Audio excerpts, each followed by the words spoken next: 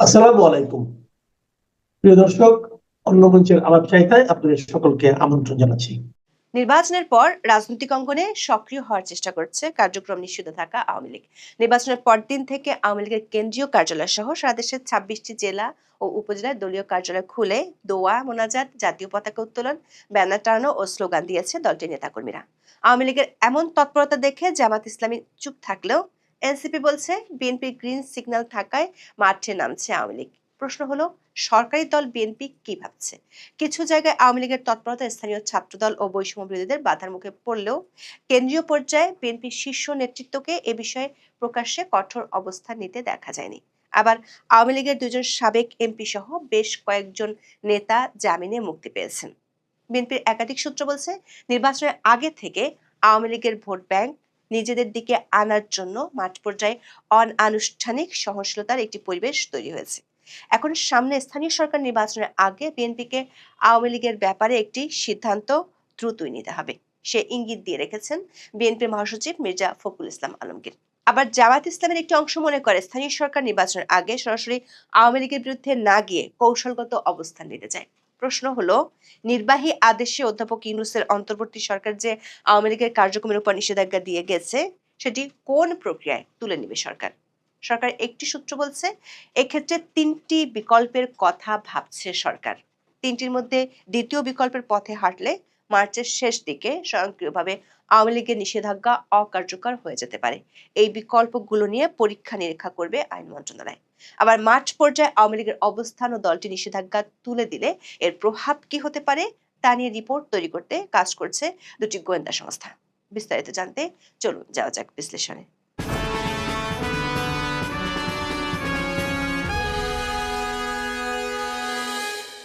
নির্বাচনের পরদিন ১৩ই ফেব্রুয়ারি থেকে রাজধানীর বঙ্গবন্ধু অ্যাভিনিউ আওয়ামী লীগের কেন্দ্রীয় কার্যালয়ে পতাকা উত্তোলন করা হয়। এরপর পটুয়াখালীর দশমিনা, বরগুনার বেতাগী, ঠাকুরগাঁয়ের পীরগঞ্জ, নারায়ণগঞ্জ, শরীয়তপুর, বগুড়া, পঞ্চগড়, হবিগঞ্জ, খুলনা, রাজবাড়ী, ফরিদপুর, চট্টগ্রাম, কুড়িগ্রাম, পাবনা, চাঁপাইনবাবগঞ্জ, নোয়াখালী, সিলেট এবং দিনাজপুরের পার্বতীপুর সহ সারা দেশের বিভিন্ন জেলা ও উপজেলায় দলীয় কার্যালয়ে নেতাকর্মীদের উপস্থিত হতে দেখা গেছে। এসব জেলায় দলটির পরিত্যক্ত কার্যালয়ের তালা ভেঙে ভিতরে প্রবেশ, জাতীয় দলীয় পতাকা উত্তোলন এবং বঙ্গবন্ধু শেখ মুজিবুর রহমান ও শেখ হাসিনার ছবি টানানোর ঘটনা ঘটে। বেশিরভাগ ক্ষেত্রে এসব কর্মসূচি সামাজিক যোগাযোগ মাধ্যমে ছড়িয়ে পড়ে।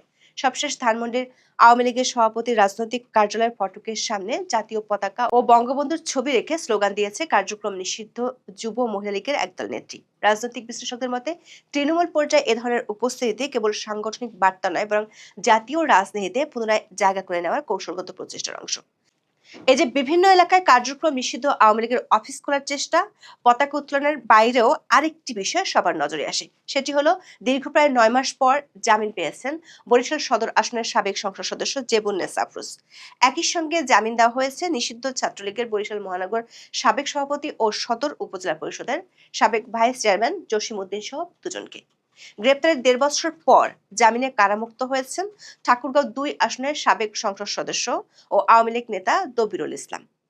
অনেক জায়গায় আওয়ামী লীগের এই তৎপরতার মুখে স্থানীয় ছাত্রদল বা বিএনপি সমর্থিত নেতাকর্মীদের বাধা, ভাঙচুর বা পুনরায় তালা ঝুলিয়ে দেওয়ার ঘটনা ঘটেছে। তবে কেন্দ্রীয় পর্যায়ে বিএনপির শীর্ষ নেতৃত্বকে এ বিষয়ে প্রকাশ্যে কঠোর অবস্থান নিতে দেখা যায়নি। বিষয়টিকে কার্যক্রম নিষিদ্ধ আওয়ামী লীগের প্রতি নতুন সরকারের নমনীয় মনোভাব বলে মনে করছেন বিশ্লেষকেরা। তাদের মতে, ত্রয়োদশ জাতীয় সংসদ নির্বাচনকে ঘিরে রাজনৈতিক সমীকরণে বড় পরিবর্তন এসেছে। সরকার গঠনের পর বিএনপির একটি অংশ মনে করছে, ইসলামী দলগুলোর উত্থান, বিশেষ করে জামাত ইসলামীকে মোকাবেলা করতে হলে আওয়ামী লীগকে পুরোপুরি রাজনৈতিকভাবে মাঠের বাইরে ঠেলে দেওয়া কৌশলগতভাবে সুবিধাজনক নাও হতে পারে। বিশেষ করে জুলাই সনদ ও সংস্কার ইস্যুতে আওয়ামী লীগ ও বিএনপির অবস্থান প্রায় একই বিন্দুতে এসে ঠেকেছে বলে বিশ্লেষকেরা মনে করছেন। বর্তমান সংসদে বিরোধী দলগুলোর সঙ্গে বিএনপির যে টানাপোড়েন তৈরি হয়েছে, তার কেন্দ্রে রয়েছে সংবিধান সংস্কার পরিষদের শপথ না নেওয়া ও জুলাই সনদের বাস্তবায়ন প্রশ্ন। সম্প্রতি মন্ত্রিসভার শপথ অনুষ্ঠান বয়কট করেছে জামাত, এনসিপি সহ কয়েকটি বিরোধী দল। তাদের অভিযোগ, জুলাই সনদের প্রতিশ্রুতি বাস্তবায়নে সরকার আন্তরিক নয়। অন্যদিকে আওয়ামী লীগ ও জুলাই সনদ বাস্তবায়নের বিষয়ে আপত্তি জানিয়ে আসছে। ফলে এই ইস্যুতে বিএনপি ও আওয়ামী লীগের মধ্যে নীরব সমঝোতার একটি ক্ষেত্র তৈরি হয়েছে, এমন ধারণা রাজনৈতিক অঙ্গনে জোরালো হচ্ছে। নির্বাচনের আগেও গণভোট ইস্যুতে আওয়ামী লীগ না ভোটের পক্ষে প্রচারণায় সক্রিয় ছিল। যদিও বিএনপির কেন্দ্রীয় নেতৃত্ব সরাসরি কোনো অবস্থান নেয়নি, তবু তৃণমূল পর্যায়ে অনেক নেতাকর্মী না ভোটের পক্ষে প্রচারণা চালান। সে সময় থেকেই দুই দলের মধ্যে দূরত্ব কিছুটা কমতে শুরু করে বলে মনে করেন বিশ্লেষকেরা। রাজনৈতিক বিশ্লেষকদের মতে আওয়ামী লীগ এখন সরাসরি বড় কর্মসূচির বদলে উপস্থিতি জানার কৌশল নিয়েছে। ছোট ছোট প্রতীকী কর্মসূচির মাধ্যমে তারা সংগঠনের অস্তিত্ব টিকিয়ে রাখতে চাইছে। একই সঙ্গে তারা দেখছে বিএনপির প্রতিক্রিয়া কতটা কঠোর বা সহনশীল হয়। এই প্রতিক্রিয়ার উপর নির্ভর করবে ভবিষ্যতের কৌশল। অন্যদিকে বিএনপির একটি অংশ মনে করছে বহুদলীয় গণতন্ত্রে একটি বড় দলকে সম্পূর্ণ নিষ্ক্রিয় রাখা দীর্ঘমেয়াদে রাজনৈতিক অস্থিরতা বাড়াতে পারে এবং এতে তৃতীয় শক্তি লাভবান হতে পারে। বিএনপি চেয়ারম্যান তারেক রহমান নির্বাচনের আগে বার্তা সংস্থা রয়টার্সকে দেওয়া এক সাক্ষাৎকারে বলেছেন, জনগণ চাইলে সাবেক প্রধানমন্ত্রী শেখ হাসিনার সন্তানরা রাজনীতিতে ফিরতে পারেন। এই বক্তব্যকে রাজনৈতিক মহল কেবল ব্যক্তিগত মন্তব্য হিসেবে দেখছে না, বরং এটি একটি বৃহত্তর রাজনৈতিক বার্তা হিসেবেই বিবেচিত হচ্ছে। জাতীয় সংসদ নির্বাচনে বিএনপির নিরঙ্কুশ বিজয়ের পর বিএনপির চেয়ারম্যান তারেক রহমানের সঙ্গে বৈঠকের আগ্রহ প্রকাশ করেন সাবেক প্রধানমন্ত্রী শেখ হাসিনার ছেলে সজীব ওয়াজেদ জয়। ব্রিটিশ সংবাদমাধ্যম আইটিভিকে দেওয়া এক সাক্ষাৎকারে সজীব ওয়াজেদ জয় বলেছিলেন, তিনি সব সময় উন্মুক্ত। তিনি এমন একজন মানুষ যে সব সময় আলোচনায় বিশ্বাস করে, তা যত কঠিনই হোক বা যার সঙ্গেই হোক, এটাই তার কৌশল। বিএনপির বিপুল বিজয়ের পর প্রথম সংবাদ সম্মেলনে আওয়ামী লীগ নিয়ে প্রশ্নের জবাবে তারেক রহমান বলেন, আইনের শাসন নিশ্চিত করার মাধ্যমে সমাধান হবে। সবশেষ গত 8ই ফেব্রুয়ারি নতুন সরকার মন্ত্রী হিসেবে প্রথম কর্মদিবসে আওয়ামী লীগের বিষয়ে সরকার অবস্থান কি হবে এমন প্রশ্নের জবাবে স্থানীয় সরকার, পল্লী উন্নয়ন ও সমবায় মন্ত্রী মির্জা ফখরুল ইসলাম আলমগীর বলেন, এটা তারা রাজনৈতিকভাবে পরে জানাবেন। এ নিয়ে সরকারে আলোচনার পরে জানা হবে। নির্বাচন কমিশন সূত্রে জানা গেছে, মেয়াদ উত্তীর্ণ ঢাকা উত্তর ও ঢাকা দক্ষিণ এবং চট্টগ্রাম সিটি কর্পোরেশন নির্বাচন আয়োজনের মধ্য দিয়ে স্থানীয় সরকারের নির্বাচন কার্যক্রম শুরু করতে চাইছে ইসি। এ বিষয়ে স্থানীয় সরকার বিভাগ ইতিমধ্যে নির্বাচন কমিশনের কাছে চিঠি পাঠিয়েছে। এই 3 সিটি কর্পোরেশন নির্বাচন শেষে পর্যায়ক্রমে বাকি 9 সিটি কর্পোরেশন এবং পাশাপাশি জেলা পরিষদ, পৌরসভা ও উপজেলা পরিষদ নির্বাচন আয়োজন করা হবে। 2024 সালের 5ই আগস্ট সরকার পতনের পর মেয়র, চেয়ারম্যান ও কাউন্সিলরদের পদত্যাগের প্রেক্ষাপটে অন্তর্বর্তী সরকার 12টি সিটি কর্পোরেশন, 330টি পৌরসভা, 497 উপজেলা পরিষদ এবং 64টি জেলা পরিষদের জনপ্রতিনিধিদের অপসারণ করে। বর্তমানে ইউনিয়ন পরিষদ ছাড়া এসব স্থানীয় সরকার প্রতিষ্ঠান প্রশাসকের মাধ্যমে পরিচালিত হচ্ছে। তবে আদালতের আদেশে চট্টগ্রাম সিটি কর্পোরেশনের মেয়র হিসেবে দায়িত্ব পালন করছেন শাহাদাত হোসেন। ইসি সূত্র জানায়, অন্তর্বর্তী সরকার দায়িত্ব নেওয়ার পরপরই স্থানীয় সরকার নির্বাচন আয়োজন নিয়ে আলোচনা উঠেছিল। সে সময় 3 বড় সিটি কর্পোরেশন ঢাকা উত্তর, ঢাকা দক্ষিণ ও চট্টগ্রাম সিটি কর্পোরেশন নির্বাচন আয়োজনের প্রস্তুতি নিতে চিঠি দেওয়া হয়। পরে অবশ্য বিএনপি সহ অধিকাংশ রাজনৈতিক দলের আপত্তির কারণে সংসদের আগে স্থানীয় সরকার নির্বাচন আয়োজনের সম্মতি দেয়নি সরকার। সরকার বিরুদ্ধে সমালোচনা দানা বাঁধার আগেই নির্বাচনে 2/3 জয়ের আমেজ টাটকা থাকতে থাকতে বিএনপি স্থানীয় সরকার নির্বাচনগুলো সেরে ফেলতে চায়। নির্বাচন কমিশনার আব্দুর রহমান আল মাসুদ বলেছেন, ঈদের পর স্থানীয় সরকার নির্বাচনগুলো ধারাবাহিকভাবে সম্পন্ন করা হবে। বিএনপির শীর্ষ নেতাদের কয়েকজন মনে করেন, এই স্থানীয় সরকার নির্বাচনগুলোর আগে আওয়ামী লীগের নিষেধাজ্ঞার বিষয়ে বিএনপিকে একটি সিদ্ধান্ত নিতে হবে। কারণ জাতীয় নির্বাচনে আওয়ামী লীগের ভোটারদের একটি বড় অংশের ভোট বিএনপির বাক্সে পড়েছিল। ভোটার হিসেবে দেখা গেছে, আওয়ামী লীগের ঘাঁটি হিসেবে পরিচিত এলাকাগুলোতে বিএনপি নিরঙ্কুশ জয় পেয়েছে। বিষয়টিকে মাথায় রেখে স্থানীয় সরকার নির্বাচনের আগে সরকার আওয়ামী লীগের ব্যাপারে সিদ্ধান্ত নিতে চায়। না হলে স্থানীয় সরকার নির্বাচনে একই ভোট ব্যাংক বিএনপির বিরুদ্ধে গেলে উল্টো ফল আসতে পারে। অন্যদিকে জামাতের নেতারা মনে করেন, অনেক এলাকায় যেখানে বিএনপি নেতারা আওয়ামী লীগের উপর নির্যাতন চালিয়েছিল, সেখানে আওয়ামী লীগ জামাতকে ভোট দিয়েছিল। আবার স্থানীয় সরকার নির্বাচনের আগে সরাসরি আওয়ামী লীগের বিরুদ্ধে প্রকাশ্যে জামাত ইসলামী বিরোধিতা করলেও সেটি হিতে বিপরীত হতে পারে। যদিও জামাতের জোটে থাকা এনসিপি মনে করে, বিএনপির গ্রিন সিগন্যাল থাকার কারণে আওয়ামী লীগের নেতা কর্মীরা কার্যালয়গুলো খুলছে। দর্শক, 2024 সালের 12ই মে আওয়ামী লীগের কার্যক্রম নিষিদ্ধ করে অন্তর্বর্তী সরকারের স্বরাষ্ট্র মন্ত্রণালয়ের জননিরাপত্তা বিভাগের রাজনৈতিক শাখা 2 থেকে একটি আদেশ জারি করা হয়েছিল। ওই আদেশটি জারির জন্য সরকার এর আগে 2009 সালের সন্ত্রাস বিরোধী আইনটি সংশোধন করে সন্ত্রাস বিরোধী সংশোধন অধ্যাদেশ 2025 জারি করে। 2009 সালের সন্ত্রাস বিরোধী আইনের 18 নম্বর ধারায় বলা হয়েছিল, এই আইনের উদ্দেশ্য পূরণ করবে সরকার কোনো ব্যক্তি বা সত্তা সন্ত্রাসী কাজের সাথে জড়িত আছে মর্মে যুক্তিসঙ্গত কারণের ভিত্তিতে সরকারি গেজেটের প্রজ্ঞাপন দ্বারা ওই ব্যক্তিকে তফসিলে তালিকাভুক্ত করিতে পারিবে বা সত্তাকে নিষিদ্ধ ঘোষণা ও তফসিলে তালিকাভুক্ত করিতে পারিবে। কোন দল বা দলের কার্যক্রমকে সরাসরি নিষিদ্ধ করার কোনো বিধান এই আইনে ছিল না। অন্তর্বর্তী সরকারের আইন উপদেষ্টা আসিফ নজরুল তড়িঘড়ি করে 2009 সালে আইনের সত্তাকে নিষিদ্ধ ঘোষণা ও তফসিলে তালিকাভুক্ত করতে পারবে এই শব্দগুলোর পর সত্তার যাবতীয় কার্যক্রম নিষিদ্ধ ঘোষণা করতে পারবে এমন শব্দগুলো যোগ করে নতুন অধ্যাদেশ জারি করে। আর তাতেই রাতারাতি নিষিদ্ধ হয়ে যায় আওয়ামী লীগের কার্যক্রম। সরকারের সাথে সুর মিলিয়ে নির্বাচন কমিশন আওয়ামী লীগের প্রতীক স্থগিত করে। সরকারের সূত্রগুলো বলছে এখন সরকারের মধ্যে আলোচনার বিষয় হলো আওয়ামী লীগের নিষেধাজ্ঞা যদি তুলে দেওয়ার সিদ্ধান্ত হয় তাহলে সেটি কোন প্রক্রিয়া করা হবে। এখানে 3টি প্রক্রিয়া নিয়ে প্রাথমিকভাবে আলোচনা হয়েছে বলে জানা গেছে। প্রথমত, যেহেতু সরকার নির্বাহী আদেশে নিষেধাজ্ঞা আরোপ করা হয়েছে সে কারণে সরকার চাইলে এই আদেশ যে কোনো সময় প্রত্যাহার করতে পারে। তবে বিএনপি নীতি নির্ধারকদের কেউ কেউ মনে করেন এই সরাসরি সরকারি আদেশে প্রত্যাহারের চেয়ে অন্য কোনো প্রক্রিয়া হলে সেটি অনেক বেশি যুক্তিসঙ্গত হবে। সেক্ষেত্রে দ্বিতীয় প্রক্রিয়াটি একটু সময় সাপেক্ষ হলেও বেশ কৌশলী। যেহেতু অধ্যাদেশ জারির মাধ্যমে আওয়ামী লীগের কার্যক্রম নিষিদ্ধ করা হয়েছে, তাই সন্ত্রাস দমন অধ্যাদেশটি নতুন সংসদের প্রথম কার্যদিবস শুরু হলে পরবর্তী 30 দিনের মধ্যে সংসদে পাশ হতে হবে। বিএনপির শীর্ষ নেতারা মনে করেন এই পদ্ধতিটি সবচেয়ে বেশি কার্যকরী হতে পারে। অধ্যাপক ইউনূসের সরকার ক্ষমতায় ছিল 559 দিন। এই কয়দিনে মোট 132টি অধ্যাদেশ জারি করেছে তারা। আইন মন্ত্রণালয়ের হিসাব অনুযায়ী দায়িত্ব নেওয়ার পর অন্তর্বর্তী সরকার 2024 সালে 17টি, 2025 সালে 80টি এবং 2026 সালে 17 ফেব্রুয়ারি আগ পর্যন্ত 35টি অধ্যাদেশ জারি করে। এইসব অধ্যাদেশকে সংবিধান অনুযায়ী আইনে পরিণত করতে হলে বর্তমান সরকারকে দিনে গড়ে 4.5টি করে অধ্যাদেশকে আইনে রূপান্তর করতে হবে, যেটি কোনোভাবেই বাস্তব ভিত্তিক নয়। সংবিধানের 93 অনুচ্ছেদে বলা আছে, অধ্যাদেশ জারি হওয়ার পর সংসদের প্রথম বৈঠকে এসব অধ্যাদেশ উপস্থাপন করতে হবে।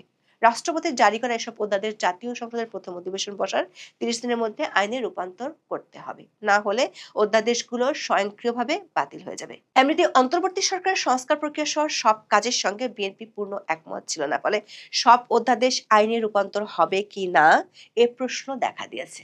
বিএনপি নীতি নির্ধারকদের একটি অংশের মত হলো সন্ত্রাস দমন আইনের মতো কালো আইনটি সংশোধনী এনে অধ্যাদেশ জারি করেছিল অন্তর্বর্তী সরকার।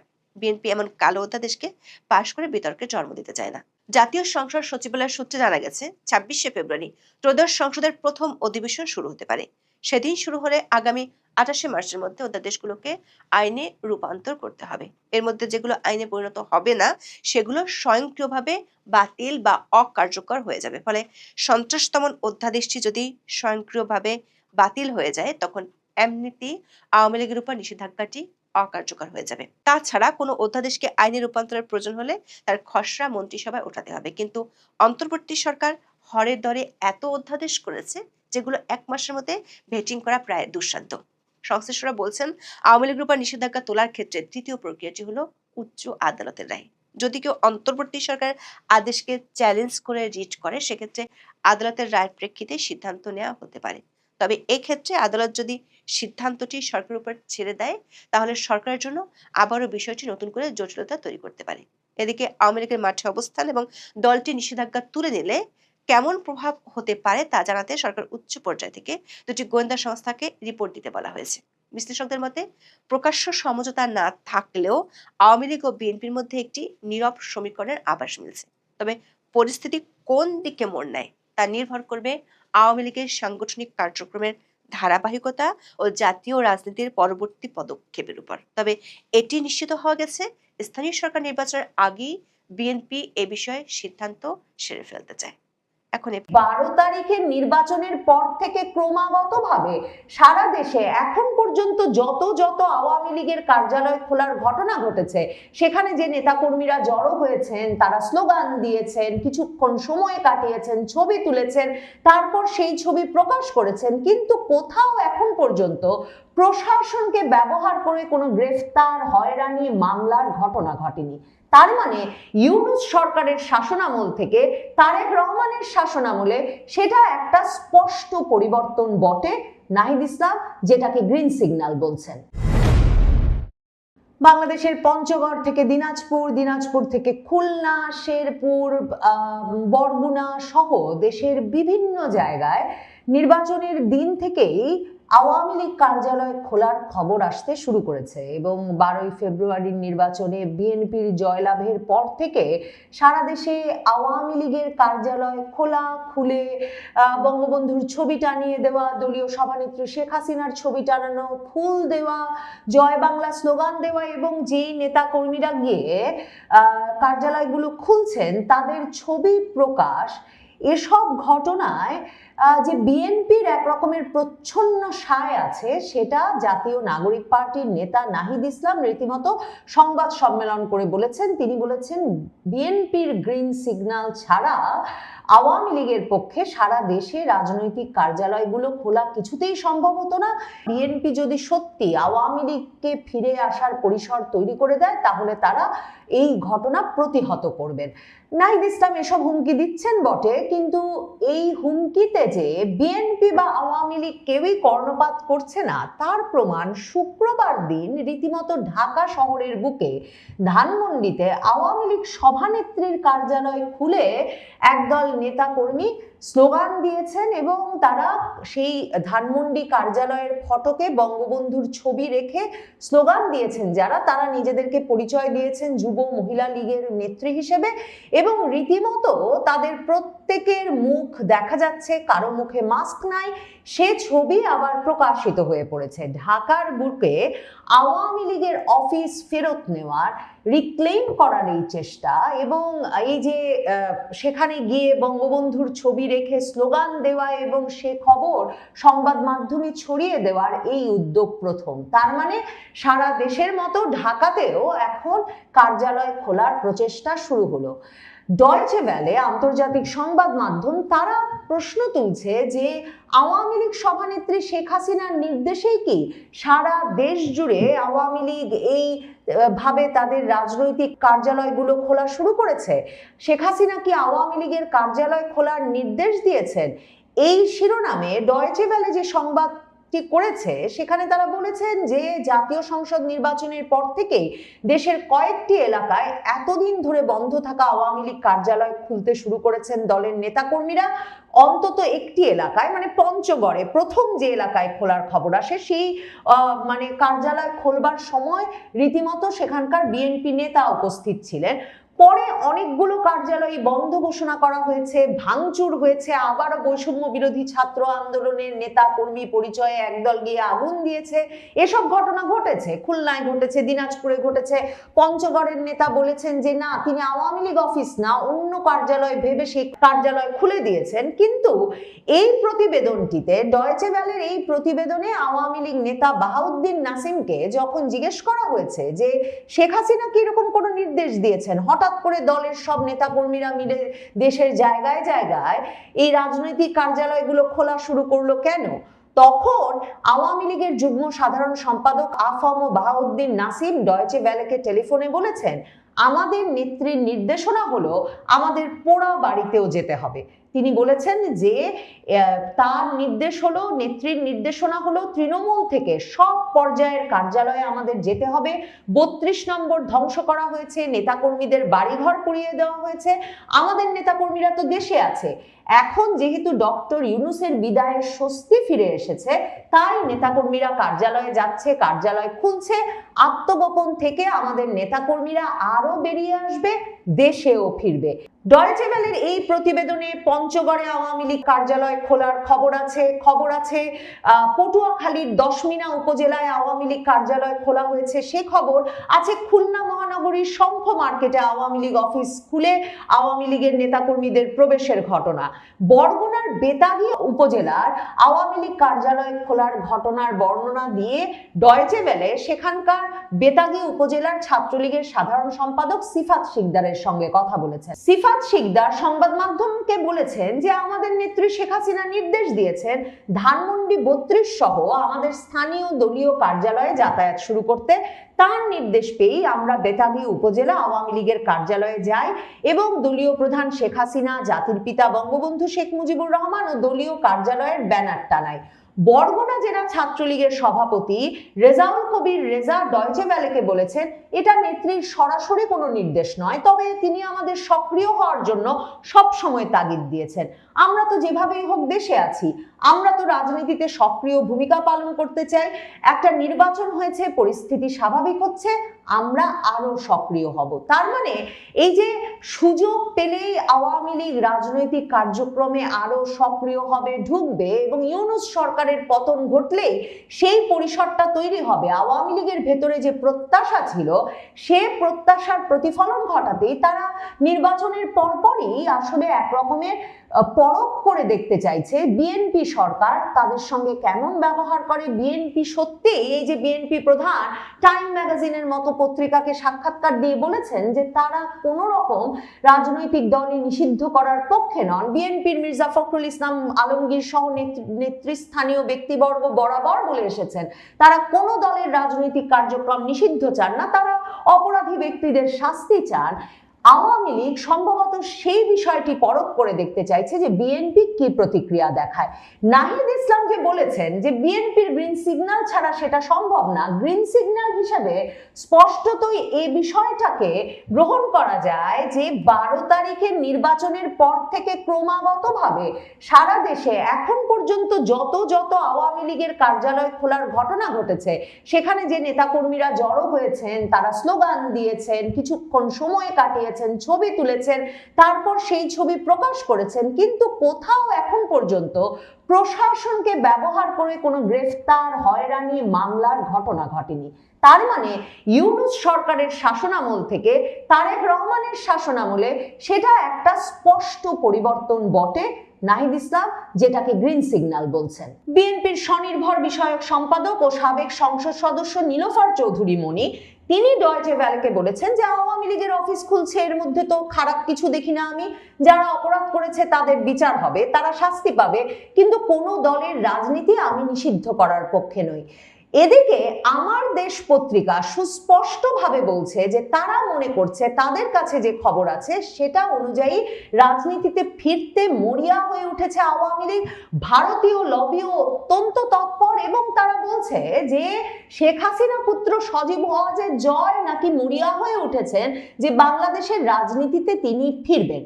আমার দেশ পত্রিকা যে প্রতিবেদন লিখেছে সেখানে তারা এই সবের ইঙ্গিত হিসেবে, সুস্পষ্ট ইঙ্গিত হিসেবে, একদিকে আওয়ামী লীগের কার্যালয়গুলো খোলার যেমন বর্ণনা দিচ্ছে, খবর দিচ্ছে, তেমনি তারা বলছে যে ভারতের অত্যন্ত প্রভাবশালী কূটনীতিক বিনা সিকরি, যিনি বাংলাদেশে বিএনপি আমলে দীর্ঘ সময় 2003 থেকে 2006 সাল পর্যন্ত ভারতের কূটনীতিক হিসেবে কাজ করে গেছেন, ভারতের রাষ্ট্রদূত হিসেবে কাজ করে গেছেন, সেই বিনা সিকরি তিনি ভারতের ANI এ একটি সাক্ষাৎকার দিয়েছেন যার শিরোনাম ছিল new PM of Bangladesh will think of lifting ban on Awami League, মানে আওয়ামী লীগের ওপর নিষেধাজ্ঞা তুলে নেওয়ার বিষয়টি অবশ্যই নতুন নবনির্বাচিত বাংলাদেশের প্রধানমন্ত্রী বিবেচনা করবেন। এবং সেই সাক্ষাৎকারে বিনা সিকরি বলেছেন যেহেতু বাংলাদেশে নির্বাচন শেষ হয়ে গেছে, তাই নতুন প্রধানমন্ত্রী হয়তো প্রথম ধাপেই ভাববেন কেন আওয়ামী লীগের রাজনৈতিক নিষেধাজ্ঞা ওঠানো যাবে না।